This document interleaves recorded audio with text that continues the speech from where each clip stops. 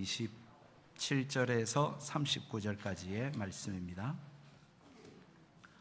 누가복음 5장 27절에서 39절까지의 말씀, 제가 봉독해 드릴 테니 보시고 들으시면 되겠습니다. 누가복음 5장 27절에서 39절까지. 그 후에 예수께서 나가사 레위라 하는 세리가 세관에 앉아 있는 것을 보시고 나를 따르라 하시니 그가 모든 것을 버리고 일어나 따르니라. 레위가 예수를 위하여 자기 집에서 큰 잔치를 하니 세리와 다른 사람이 많이 함께 앉아 있는지라. 바리새인과 그들의 서기관들이 그 제자들을 비방하여 이르되 너희가 어찌하여 세리와 죄인과 함께 먹고 마시느냐. 예수께서 대답하여 이르시되 건강한 자에게는 의사가 쓸데없고 병든 자에게라야 쓸데있나니 내가 의인을 부르러 온 것이 아니요 죄인을 부르러 회개시키러 왔노라.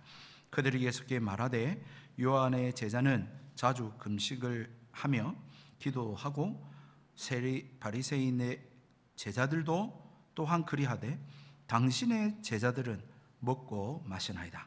예수께서 그들에게 이르시되 혼인집 손님들이 신랑과 함께 있을 때에 너희가 그 손님으로 금식하게 할 수 있느냐? 그러나 그날에 이르러 그들이 신랑을 빼앗기리니 그날에는 금식할 것이니라. 또 비유하여 이르시되 새 옷에서 한 조각을 찢어 낡은 옷에 붙이는 자가 없나니 만일 그렇게 하면 새 옷을 찢을 뿐이요 또 새 옷에서 찢은 조각이 낡은 것에 어울리지 아니하니라. 새 포도주를 낡은 가죽 부대에 넣는 자가 없나니 만일 그렇게 하면 새 포도주가 부대를 터뜨려 포도주가 쏟아지고 부대도 못쓰게 되리라. 새 포도주는 새 부대에 넣어야 할 것이니라. 묵은 포도주를 마시고 새 것을 원하는 자가 없나니 이는 묵은 것이 좋다 함이니라. 아멘. 좌우에 인사하고 말씀 생각하겠습니다. 하나님은 당신을 사랑하십니다. 하나님은 살아계십니다. 예수 믿으십시다. 하나님의 은혜가 함께하길 바랍니다. 지난 한 주 여러분 어떻게 지내셨습니까? 우리 정말 주님과 더 친밀한 교제를 나누고 사셨습니까? 주님의 그 은혜를 정말 누리면서 그렇게 사셨습니까? 우리를 구원하러 오신 예수님 자랑하면서 예수님 이야기하면서 그렇게 한번 복음 전해보시고 그렇게 지내오셨습니까? 비록 그러지 못한다 할지라도 여러분 직접적으로 복음은 전하지 못한다 할지라도 감적적으로나마 교회 나와보시라고 그렇게 이야기하실 수 있는 저와 여러분 되기를 바랍니다. 혹시라도 복음 전해보신 분들은 여러분 반응이 어떠하던가요? 저에게 돌아온 반응은 사실 싸늘한 침묵이었습니다. 아무 소리 없이 정적이 가득해지더라고요. 아마도 제가 손님이고 낯선 일면식도 없는 사람이기 때문에 분위기가 더 험악해지기 전에 그렇게 미리 방지하기 위한 그분의 최대한의 방어였던 것 같습니다.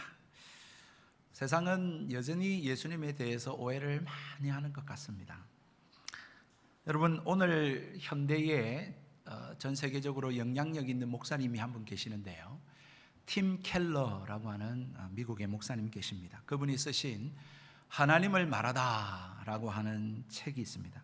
그 책을 보면 이 시대가 하나님을 믿지 못하는 7가지 이유를 소개하고 있습니다.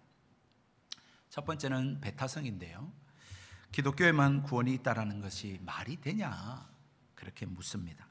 두 번째는 신정론입니다. 하나님이 선하시다면 왜 세상에 이 고통과 악이 가득하냐. 세 번째는 속박입니다. 기독교는 인간의 자유를 옥죄는 오랏줄 또는 이제 포승줄이라고 하잖아요. 이 포승줄이 기독교냐? 네 번째는 기독교의 불의입니다. 교회를 다니는데도 왜 이렇게 불의하고 죄를 짓냐? 다섯 번째는 심판입니다. 사랑의 하나님이라면서 어떻게 인간을 지옥으로 보내실 수 있느냐? 여섯 번째는 과학과 기독교입니다. 과학이 기독교의 신앙이 틀렸음을 증명해내고 있는 것 아니냐?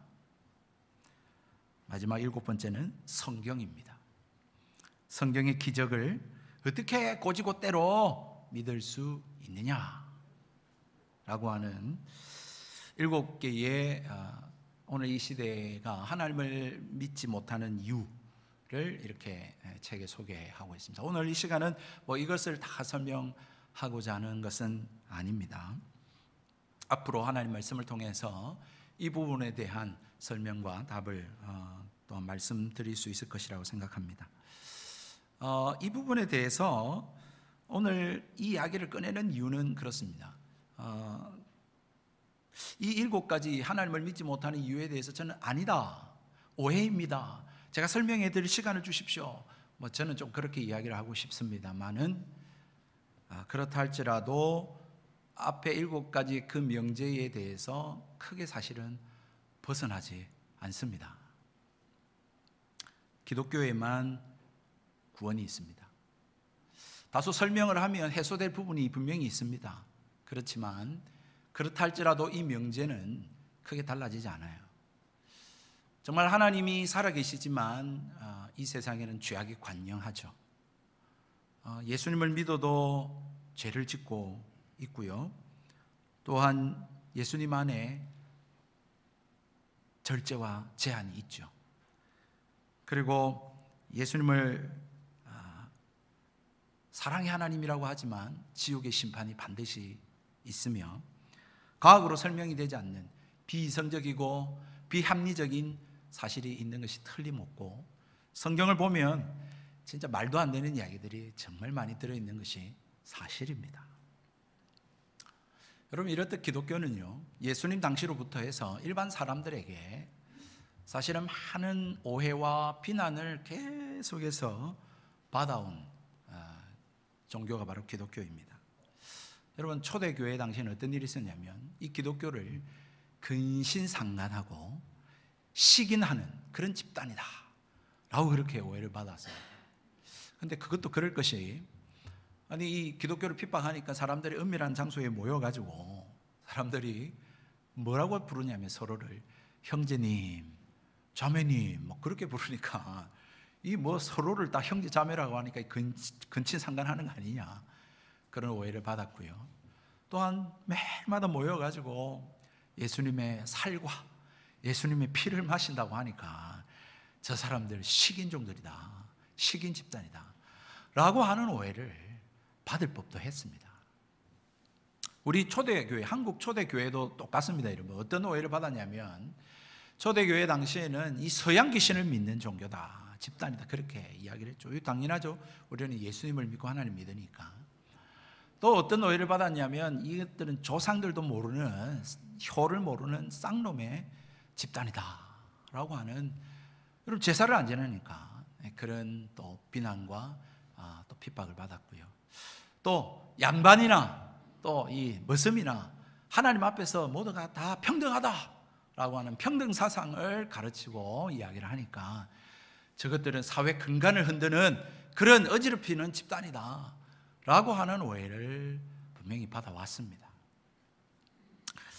참 이 오늘 성경을 여러분 이제 계속해서 보시고 있습니다만은 이 복음서를 보면 예수님은 그 당시에도 계속해서 이런 똑같은 미움과 또 오해와 또 박해를 받으신 것을 우리는 보게 되죠. 그래서 참 이런 측면에서 보면 우리 기독교인 측면에서는 정말 오해입니다. 예수님을 잘 몰라서 그렇습니다 라고 할 말이 참 많은데, 일반 사람들 입장에서 보면 정말로 이 기독교는 이거는 과격하고 아주 급진적이고 정말 이렇게 사회를 이렇게 깨뜨리는 그런 급진적인 집단으로 보이는 것이 사실이죠. 그래서 이러한 속성을 하나님 나라의 급진성이다 그렇게 부릅니다. 여러분 오늘 성경을 보십시오. 예수님이 만나는 사람, 예수님이 부르시는 사람을 한번 보십시오. 어떤 사람을 만나고 부르시냐면 오늘 우리 본문 27절에 보니까 이 레위를 부르시는 장면이 기록되어져 있습니다. 마태복음에는 그를 마태라고 그렇게 부릅니다. 다시 말하면 마태는 이 헬라식 이름이고 레위는 히브리식 이름입니다. 그런데 그게 중요한 게 아니라 그가 누구냐라고 하는 것인데, 그는 가버나움의 세관에서 이 통관세를 받고 로마 이 정부에다가 갖다 바치는 세금을 거두는 세리였습니다. 여러분, 이 세리라고 하는 직업은 당시 경제적으로 보면 매우 부를 축적하기 좋은 그런 직업인 것이 틀림없습니다만은, 그러나 사회적으로는 그를 죄인 중에 죄인, 정말 상종 못할 인간으로 그렇게 취급하고 대하는 그러한 사람이, 그런 직업이 바로 이 세리라고 하는 직업이었습니다. 랍비들은 뭐라고 이야기했냐면 세리와 창녀와 그리고 사마리아인들에게는 거짓말해도 죄가 되지 않는다 라고 이야기할 정도로 그렇게 죄인 중에 죄인으로 취급했던 자가 이 세리였습니다. 마태 역시 이 사실을 모르지 않고 잘 알고 있었을 것입니다. 그래서 아마도 그의 마음에 두 가지 찜찜한 마음을 가지고 있었을 거예요. 늘 짐처럼 가지고 있었을 것입니다.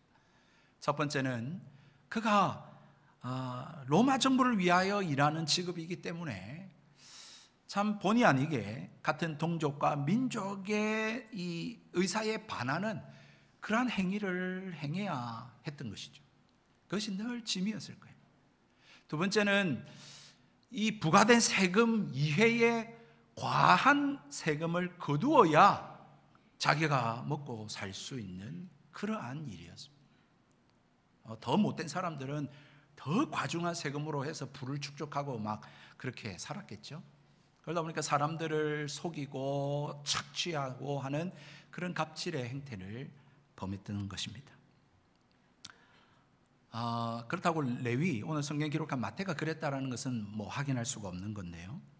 어쨌든 이러한 세리인 이 레위를 예수님께서는 보셨다라는 말의 헬라어는 주목하다 이런 뜻인데요. 주목해 보시고 나를 따르라 라고 하고 주님의 제자로 삼으신 것입니다. 여러분 어떻습니까? 참 우리가 아는 예수님은 선하시고 거룩하시고 정결하신 분인데 어떻게 아무리 제자가 없어도 그렇지 이런 매국노와 이런 갑질을 일삼은 사람을 어떻게 예수님의 제자로 받아들이고 하나님 나라의 백성으로 부르실 수 있는가? 여러분 그렇게 생각이 들지 않습니까? 참 예수님의 행동을 보면 상식지지 않는 일들이 너무 많습니다. 여러분 이렇게 예수님께 부름받은 레위는요, 그게 너무 기뻤는가 봐요. 그러니까 이 레위가 막 잔치를 자기 집으로 모셔다가 29절을 보니까 잔치를 벌이는데 세리들과 그리고 또 많은 사람들을 초청해서 그렇게 잔치를 벌입니다.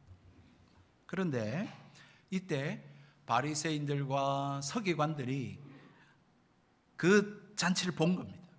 그리고는 또 비난을 하고 막 오해를 하기를, 예수님 제자들한테 너희는 어떻게 그렇게 먹고 죄인들과 세리들과 함께 먹고 마시고 그렇게 잔치를 벌이느냐, 그렇게 막 비방을 하는 것입니다. 유대인들은 여러분 이방인뿐만 아니라 이런 세리, 창기, 이런 죄인들과 식탁에서 함께 교제를 나누고 함께 식사하는 것을 금했습니다. 여러분. 그걸 하지 못하도록 했단 말이에요. 그러면 이제 이렇게 같이 부정해진다라는 거죠. 여러분 사실 예수님의 별명이 있는데 세리와 죄인들의 친구라는 별명이 있습니다. 그런 비판까지 받습니다. 여러분 레위가 세리 아닙니까? 그러니까 그가 부른 친구들은 세리들이고 또 뭐 유유상종이라고 그와 비슷한 사회적으로 손가락질 받고 천대받고 멸시받는 그런 사람들이 모이지 않았겠습니까? 그러니 그들과 함께 식탁 교제를 나누고 먹고 마시는 것을 보면서 막 정죄를 하고 비난을 하고 했던 것이죠. 오늘 누가복음에는 예수님의 제자들한테 그렇게 했다 이렇게 말하고 있지만 실상은 그들의 스승이신 예수님을 향한 비난이 아니겠습니까? 왜 예수님은 죄인들과 먹고 마시느냐 그렇게 따진 것이죠. 참 이런 예수님 보면 참 일반적인 삶은 아니신 것 같습니다. 참 예수님의 이러한 죄인들을 부르시고 이렇게 하는 것이 참 합당하지 않는 것 같아요. 상식적이지 않는 것 같아요. 일반적으로 사람들은 내게 유익한 사람들, 나에게 도움을 줄 수 있는 사람들, 또는 그 사람과 함께 있으면 내가 좀 빛나고 돋보일 수 있는 사람, 여러분 그런 사람들과 교제하고 그렇게 친해지려고 하고 가까이 지내고 여러분 그렇게 하지 않습니까? 소위 그렇게 유명 인사가 아니다 할지라도 적어도 사회적으로 지탄의 대상이 아닌 정상적인 사람들과 교제하고 만나고 싶어 하는 것이 일반적이지요. 그런데 예수님은 늘 죄인들하고 손가락질 받는 사람들하고 그렇게 지내는 겁니다. 그러나 여러분, 우리가 분명히 알아야 할 것은 로마서 11장 29절의 말씀처럼 하나님의 은사와 부르심에는 후회하심이 없습니다. 이게 무슨 말인가 하면 예수님이 부르시는 그 부름에는, 예수님이 함께 하시는 그 사람들에게는 결코 실수가 없고 오류가 없다라는 것입니다. 다시 말해서 주님은 부르실 만한 사람 부르신 것입니다. 주님은 만나고 싶은 사람 만나신 것입니다. 그러면 주님이 부르시는 사람은 어떤 사람일까요? 오늘 성경에서 말하고 있듯이 예수님은 환자와 의사의 예를 들면서 예수님이 부르시는 제자, 예수님이 함께 하시는 사람들, 예수님이 이 땅에 오신 이유를 그렇게 설명하고 계십니다. 31절의 말씀입니다. 건강한 자에게는 의사가 쓸데없고 병든 자에게라야 쓸데있나니 내가 의인을 부르러 온 것이 아니요 죄인을 불러 회개시키러 왔노라. 그렇게 말씀하고 있습니다. 여러분, 만일 여기에 1억 현금 돈다발이 있고 또 한쪽에는 1억 언치의 생수가 있다라고 합시다. 여러분, 이 둘 중에 하나를 여러분이 선택하실 수 있어요. 1억 현금 돈다발을 선택하거나 1억 원치의 생수를 선택하실 수 있습니다. 여러분은 어느 것을 선택하시겠습니까? 아마도 거의 다 현금 1억 돈다발이 필요하고 그걸 선택하실 거예요. 그런데 여러분, 상황을 조금 바꾸어서 만약에 지금 우리가 살고 있는 현실이 광야라든지 사막이라고 한다면 어떨까요? 지금 우리가 광야와 사막에서 살면서 이 물에 허덕이고 산다면 여러분 1억 원치의 돈다발 현금을 선택하겠습니까? 아니면 1억 원치의 생수 물을 선택할까요? 아마도 반대의 결과가 나타날 것입니다. 왜냐하면 그 상황에서는 1억 원치의 돈다발은 사실은 아무런 도움이 되지 않는 그러한 휴지 조각에 불과할 것이기 때문에 그렇습니다. 여러분, 제가 잘 모르기는 하지만 작금의 현실을, 이 세상 돌아가는 걸 보면 아마도 얼마 가지 못해서 1억 원치의 물이 더 소중한 그것을 선택할 날이 올지도 모르겠습니다. 많은 사람들은 물이 지금은 흔하다고 생각합니다. 언제든지 물을 내가 얻을 수 있다고 생각하고 지금 내가 목마르지 않다고 생각하는 것 같습니다. 이와 같은 논리로 예수님께서는 병든 자에게 지금 당장 필요한 것은 1억 원 돈다발이 아니라 지금 나의 병을 고쳐줄 의사가 필요하다. 그런 것처럼 예수님이 이 땅에 오신 것은 지금 돈을 원하는 사람, 병 고침을 원하는 사람이 아니라 나는 내 죄 문제를 해결해 주십시오 라고 하는 사람을 위해서 나는 왔다. 그렇게 말씀을 하고 있는 것입니다.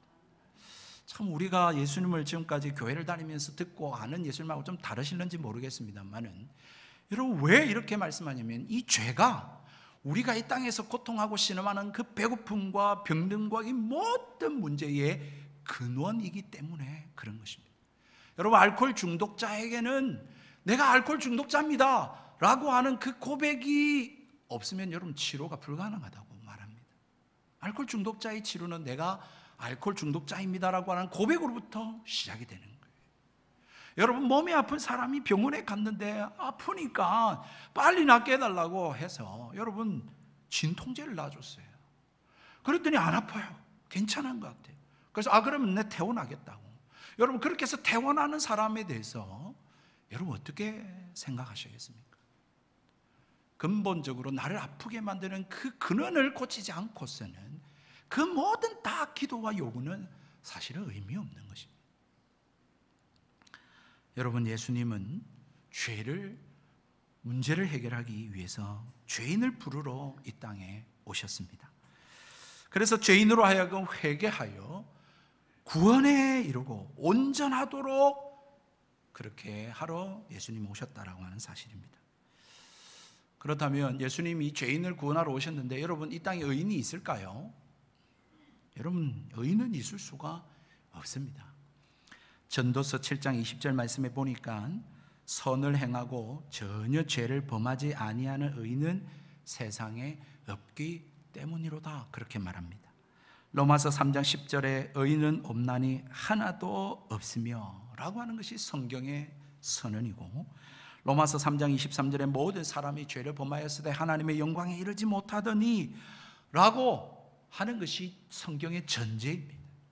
그러므로 모든 사람이 죄인이에요. 누구든지 예수님의 부르심에 응답하면 그 사람은 죄를 회개하여 온전하게 될 수 있는 기회가 언제든지 주어져 있는 그런 사람들입니다.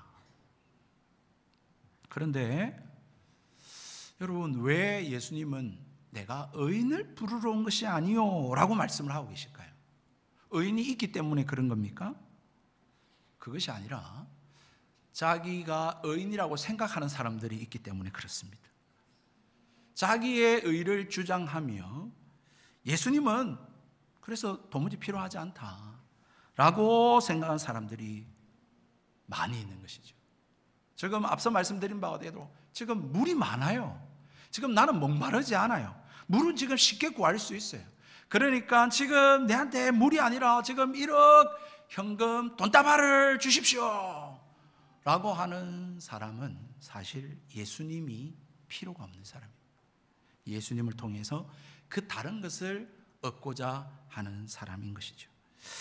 여러분, 그 사람들은 자기가 선하다고 생각합니다. 자기는 법 없이도 살 사람이고 지금까지 성실하게 정직하게 또 최선을 다하면서 남에게 해를 끼치지 않고 나는 그렇게 살아왔다라고 자부하는 사람들입니다. 그러니까 죄인을 구원하러 왔고 이 인간의 죄를 위하여 죽으러 이 땅에 오신 예수님이 그렇게 필요하지 않습니다. 천국도 없다라고 여기지만 설사 천국이 있다 손치더라도 나는 천국 갈 수 있다. 지난번에 설문조사에서도 이야기했듯이 그렇게 믿는 사람들입니다.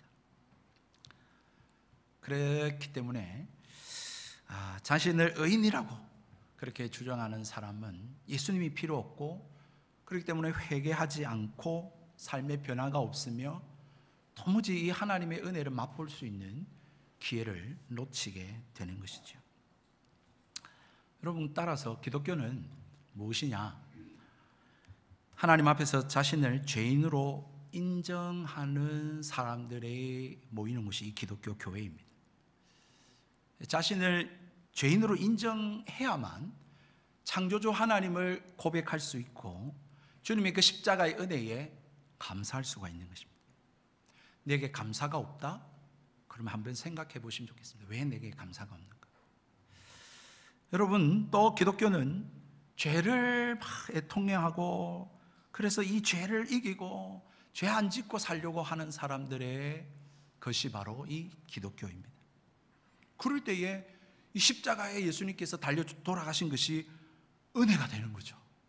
그게 감사하고 그 사실을 믿기 때문에 예수님이 죄를 위해서 십자가에 죽었는데 내가 계속 이렇게 죄를 짓고 살아서 되겠는가? 라고 하면서 죄를 안 지려고 살기 때문에 거룩한 삶으로 변화되게 된다라고 하는 것입니다.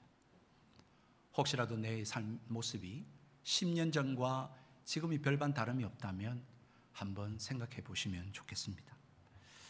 죄중에 거하면서도 자신을 의롭다고 여기거나 또 내가 죄인인 줄 알면서도 죄인이라고 막 말은 하는데 회개하지 않고 변화되지 않는 그런 바리새인과 같은 사람들은 그래서 은혜가 없습니다. 그래서 감사가 없어요. 그래서 예수님께 나오는 것이 막 이게 죽을 일이에요. 그러니까 막 주일날 죽을 똥살똥하면서 한 번 나오는 거죠. 그러니까 예배 드리는 기쁨이 안 되고 주일이 기다려지지 않고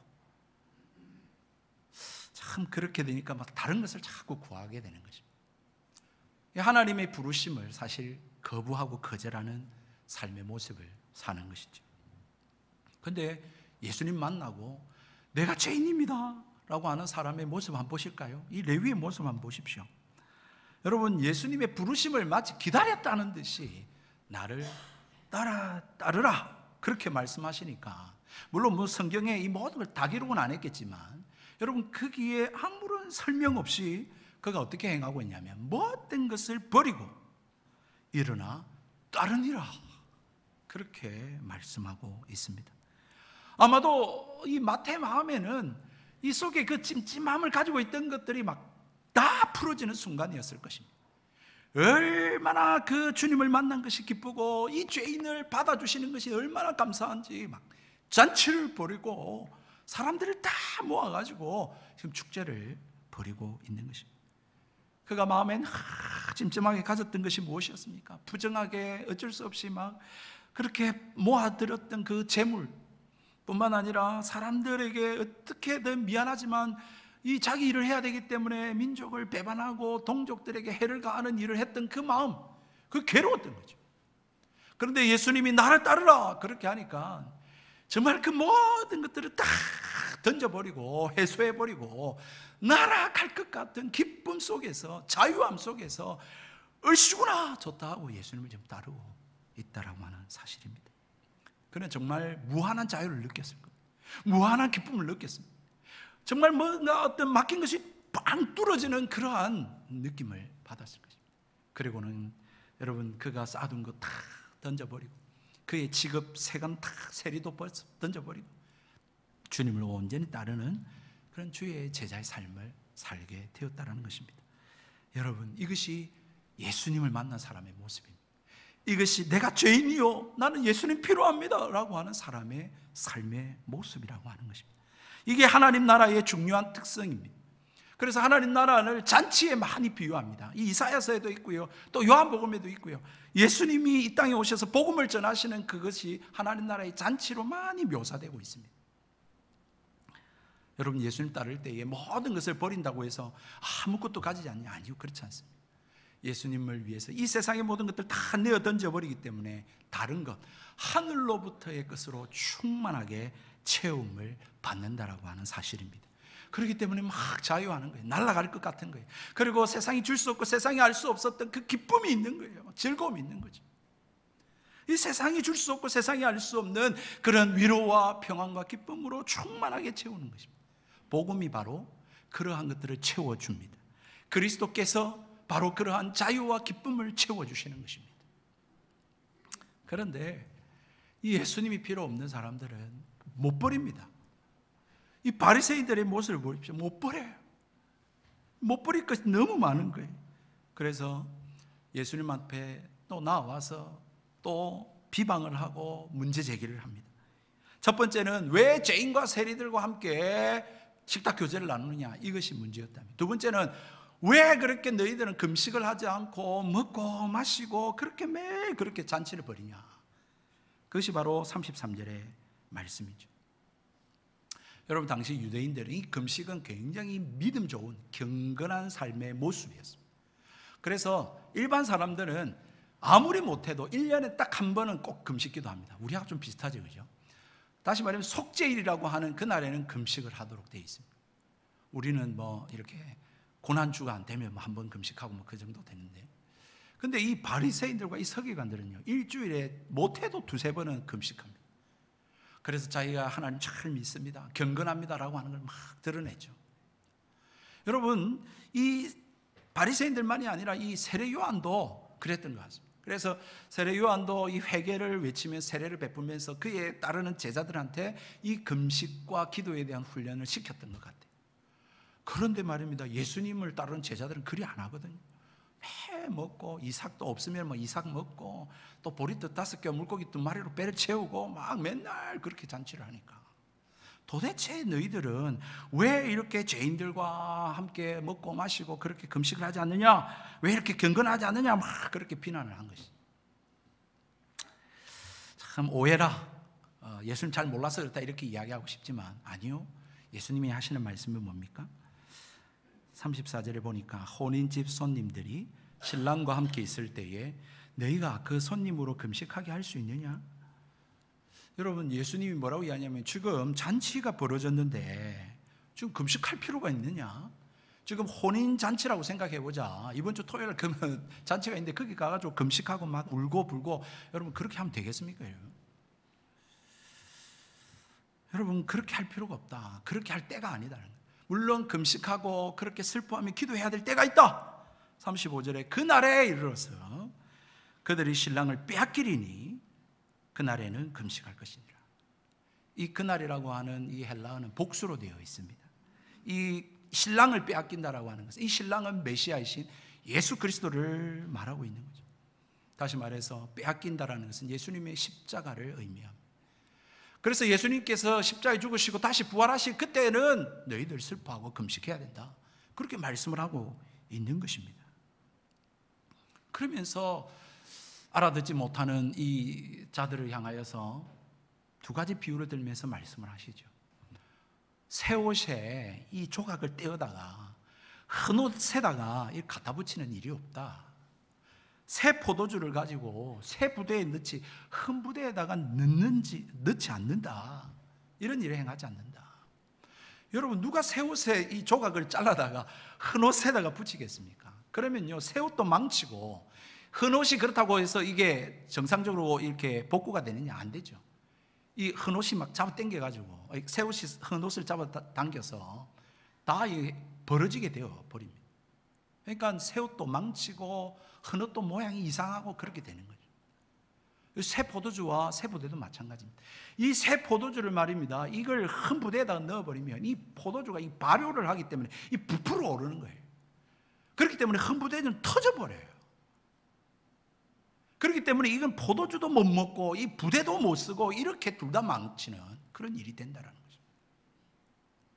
여러분, 예수님이 오셔서 전하는 이 하나님 나라와 이 복음이라는 것이 이 유대 전통과 이 세속적 가치와 이것이 결합될 수 없다라는 거예요. 어울릴 수 없다라는 거죠. 인간이 만든 사상과 가치와 이 종교가 이 기독교 진리와 결코 결합될 수 없습니다. 죄송하지만 사랑하는 성도 여러분, 여러분들 우리가 이 땅을 살면서 말입니다, 정말 그렇게 살아왔던 삶의 모든 습관들이 있지 않습니까? 어릴 적부터 자라오면서 예수님을 믿지 않고 살면서 이 세상에서 배워왔고 체득해왔고 습관을 들여왔고 그렇게 듣고 그렇게 우리가 가져왔던 노하우들, 죄송하지만 그런 것들로 인해서 내가 행복해지려고 하고 내가 성공하는 인생을 살려고 한다면, 그리고 진리를 찾으시려고 한다면 여러분 여기에서 멈추십시오. 결코 행복할 수 없습니다. 정말로 여러분, 잠깐은 그것이 달콤하고 재미있을지 모르겠습니다만은 결코 우리의 인생을 성공적으로 행복하게 만들어줄 수가 없습니다. 오직 우리를 구원하고 우리를 참되게 온전하게 만들 수 있는 것은 하나님의 말씀이요, 이 말씀에서 계시하고 있는 예수 그리스도 복음만이 유일한 진리임을 믿으시기를 바랍니다. 여러분, 그러므로 우리의 낡은 가죽 부대와 같은, 여러분 그 낡은 청과 같은 그러한 것들을 여러분 버려야, 그것들을 내버려야 여러분 새로운 것들을 우리가 채울 수가 있습니다. 여러분, 물이 고이면 썩어지기 마련이죠. 이 바리새인들이 지금까지 가져왔던 그들의 기득권, 종교적인 그 어떤 전통, 살아왔던 그 습관적인 규례, 그리고 세속적 가치관, 여러분 그런 것들로 얽매여 있었기 때문에 메시아가 왔지만 메시아로 받아들이지 않았습니다. 예수님께서 그들에게 깨우치기 위해서 하나님의 놀라운 이 권위의 말씀을 전하시고 또 그들이 놀라운 기적도 보았습니다만은 거기에 은혜를 못 받고, 여러분 어떻게 했습니까? 예수님에게 함구하면 그나마 다행이었을 텐데, 여러분 더 나아가서 예수를 핍박하고 미워하고 결국 십자가에 못 박혀 죽이는 그 일에 장본인이 되었다라는 사실입니다. 여러분, 우리가 교회를 다니고는 있지만 우리가 이 예수님이 누구인지, 정말 이 기독교 진리가 무엇인지를 제대로 알지 못한 채 우리가 어릴 적부터 이 세상 가운데 살면서 체득되어 왔던 그 유교적이고 그 전통적이고 세속적인 가치관을 가지고 여러분 이 교회를 신앙생활 하려면 여러분 결국은 문제가 생길 수밖에 없는 것입니다. 부딪힐 수밖에 없어요. 여러분의 삶이 행복할 수가 없어요. 만족스럽지가 못해요. 여러분 그렇지 않습니까? 이 세상의 세속적 가치는 그렇지 않습니까? 내가 중요하잖아요. 네 자신의 행복을 위해 살아라 이렇게 이야기하는데, 성경은 자기를 부인하고 제 십자가를 지고 나를 쫓으라 이렇게 말하니까 안 맞는 것이죠. 원수는 미워하고 보복하고 복수를 갚아줘야 되는데 성경은 원수를 사랑하라고 이야기하니까 이게 안 맞는 것입니다. 여러분 기독교는 알고 보면 굉장히 과격합니다. 그리고 굉장히 급진적입니다. 세상의 통념과 사상과 일반적인 지식과 보통 사람들이 그렇게 소박하게 원하는 그 어떤 욕망과 바램까지도 깨뜨려 버리기 때문에 그렇습니다. 앞에서 제시했던 이 시대가 하나님을 믿지 못하는 7가지 이유에 대해서 짤막하게 제가 대답하고 마칠까 합니다. 첫 번째로 죄송하지만 기독교에만 구원이 있습니다. 왜냐하면 하나님이 이 세상을 창조하신 창조주시고 예수 그리스도께서 우리의 죄를 위하여, 우리의 죄를 사하시기 위해서 이 땅에 오셔서 십자가에 못 박혀 죽으신 유일한 구주이시기 때문에 그렇습니다. 두 번째, 하나님이 선하다면 왜 이 세상에 고통합니까? 여러분 분명히 하나님은 우리에게 계속해서 이 복음을 전하고 살 길을 제시하고 계심에도 불구하고 인간이 그 하나님을 거부하고 거절하고 대적하며 계속해서 육신의 정욕과 안목의 정욕과 이생의 자랑을 쫓아 죄를 범하고 있기 때문에 그렇습니다. 세 번째, 기독교는 인간의 자유를 옥죄는 오랏줄, 포승줄인가? 예, 없지 않아 그런 측면이 분명히 있습니다. 그러나 예수 안에 참된 자유가 있기 때문에 그렇습니다. 예수님을 사랑하기 때문에 그것은 오랏줄 포승줄이 아니라 오히려 사랑의 줄이고 기쁨의 줄입니다. 네 번째, 교회 다니는데도 왜 불의를 하고 죄를 짓죠? 죄송합니다. 아직 이 세상에 살고 있고 죄의 본성을 지닌 육신을 입었기 때문에 그렇습니다. 하지만 단언할 수 있는 것은 과거와 비교해서 하늘과 땅 차이로 전혀 다른 그런 정결의 삶을 살고 있습니다. 다섯 번째는 사랑의 하나님이 어떻게 인간을 지옥에 보낼 수 있느냐고요? 여러분 지옥이 없고 심판이 없으면 사랑인 줄 모릅니다. 이 심판이 있기에 와, 날 사랑하시는구나 라고 하는 것을 더욱 진하게 느낄 수 있습니다. 심판이 없다고 생각해 보십시오. 여러분 아무리 무슨 죄를 지어도 여러분 감옥에 안 가요. 죄인 줄 알겠습니까? 그게 내가 죄인인 줄 모르는 것입니다. 여섯 번째, 과학이 기독교의 신앙에 틀렸음을 증명하고 있다고요? 그렇게 생각이 드실 수 있습니다만은 그렇게 여러분들이 연구하고 주장하고 있는 이 우주와 이 자연을 만드신 분이 하나님이십니다. 마지막 일곱 번째, 성경의 기적을 어떻게 곧이곧대로 믿을 수 있느냐고요? 여러분 성경을 믿고 성경 말씀대로 살다가 인생을 망친 사람이 있습니까? 성경은 수많은 사람들을 변화시키고 온전하고 건강한 삶을 주며 구원에 이르게 한 하나님의 말씀입니다. 여러분 이 과격하고 급진적인 사실이 믿어지는 것이 기적이고 하나님의 은혜입니다. 이 은혜가 오늘 우리에게 주어졌습니다. 이 은혜가 저와 여러분들에게 충만하게 받아들여질 수 있게 되기를 주의 이름으로 축복합니다. 그래서 정말 여러분들 자유함을 누리셨으면 좋겠습니다. 집 평수와 자동차와 그 어떤 성적과 그 어떤 직업에 여러분 매이지 마시고, 그 아무것도 없어도 나는 예수님 한 분만으로 만족할 수 있다고 자유하실 수 있는 저와 여러분 되기를 주의 이름으로 축복합니다. 나는 살아도 주님과 함께 살고 죽어도 천국임을 믿고 이 땅에서 마음껏 주님과 동행하시면서 나 같은 죄인 살리신 주님의 은혜 감사하시고 찬송하시고, 이 주님과 동행하시면서 이 사실을 알지 못하고 지금도 아둥바둥하고 있고 전전긍긍하고 있고 세상의 모든 염려, 걱정, 근심을 다 짊어지고 가고 그렇게 살아가는 많은 사람들에게 예수님 믿으라고, 예수님 안에 자유가 있다고, 거기에 은혜가 있다고, 거기에 구원이 있다라고, 거기에 기쁨이 있음을 보여주고 전해줄 수 있는 그러한 저와 여러분의 이번 한 주가 되기를 주님의 이름으로 축복합니다. 우리 함께 찬양하십시다. 말씀을 생각하시면서